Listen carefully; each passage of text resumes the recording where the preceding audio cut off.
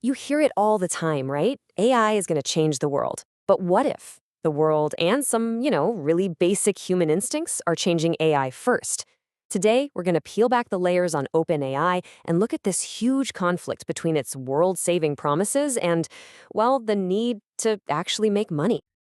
All right. So let's start with the big picture. I mean, what was this grand promise of AI that got all of us so excited in the first place?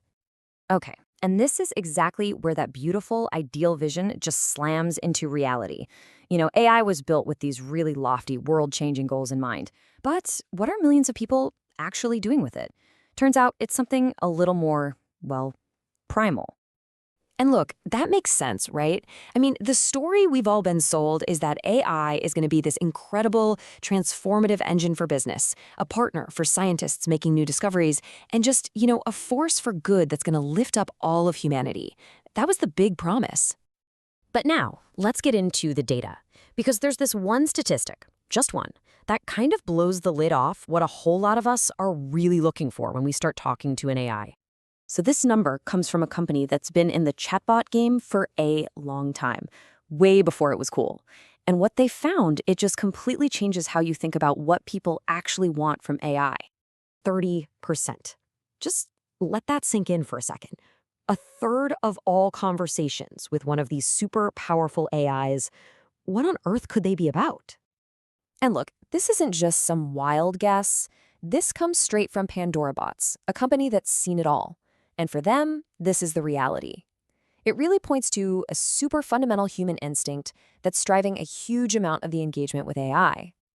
So think about it. If a massive chunk of your users are driven by this one powerful instinct, what does that mean for a company like OpenAI, who at the end of the day has to turn a profit? Well, this is where the story takes a very, very lucrative turn.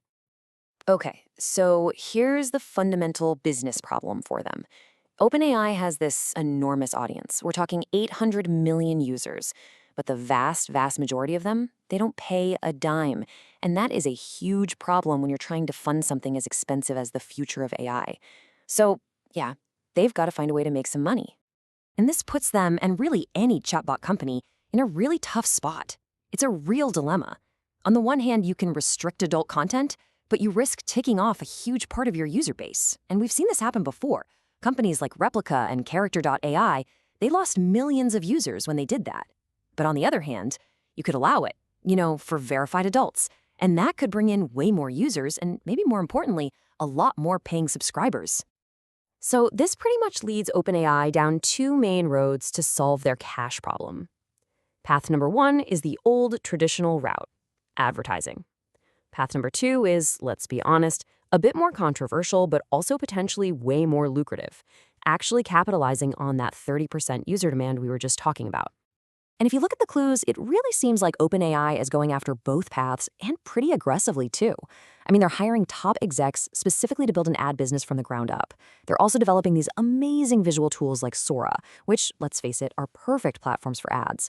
And maybe the biggest tell, they're signaling a huge policy shift, hinting that they might start allowing the exact kind of content that drives that 30% of engagement. It's kind of hard to ignore the direction this is all heading. And this all brings us to this really fascinating conflict, right at the heart of the whole AI revolution.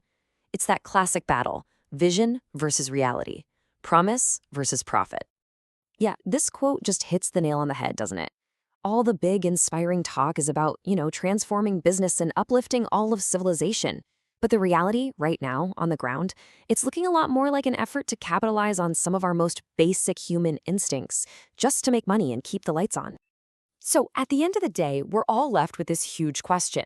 As this unbelievably powerful technology keeps growing and evolving, which path is it actually going to follow? Is it going to be a tool that helps us reach for our highest goals?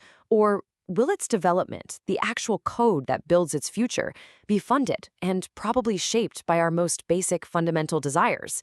That really is the billion-dollar question for the future of AI, isn't it?